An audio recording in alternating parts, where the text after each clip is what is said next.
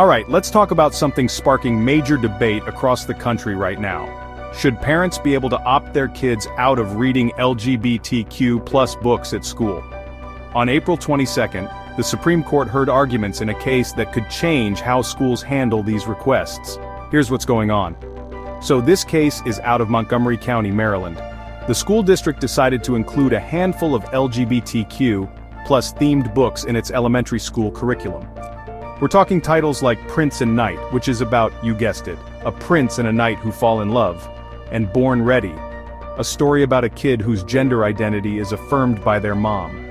Some parents were not having it. They said being forced to have their kids read these books goes against their religious beliefs, and they wanted the option to pull their kids out for those lessons. But the school said no. They argued the books are just part of learning about different people, and if they allowed opt-outs, it could open the floodgates for parents to pull their kids from all sorts of lessons. This isn't just a local fight. This is now a national issue because the Supreme Court's getting involved. And the justices? Let's just say, they're split. The conservative justices seem sympathetic to the parents. Chief Justice Roberts even compared it to people who find images of Muhammad offensive, questioning if just seeing something could count as a burden on religion. Justice Kavanaugh said he was surprised the school wouldn't work out some kind of compromise, especially in Maryland, a place known for religious tolerance. On the other side, the more liberal justices pushed back. They basically asked, is simply reading a book at school really a violation of religious freedom?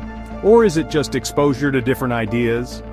And here's the twist. The Supreme Court usually rules in favor of religious interests these days. So, a lot of people are watching to see if they'll say schools have to let parents opt out, or if they'll draw some line about what counts as a burden on religion. Meanwhile, the school is worried that if the Supreme Court sides with the parents, it could mean chaos. Think parents opting out of anything they disagree with, from science to history to health classes. We don't have a decision yet, but whatever the court says, it's going to set a huge precedent for schools across the country. So, what do you think? Should parents be able to opt their kids out, or should schools stick to their curriculum? Drop your thoughts in the comments. I'm really curious to hear where everyone lands on this.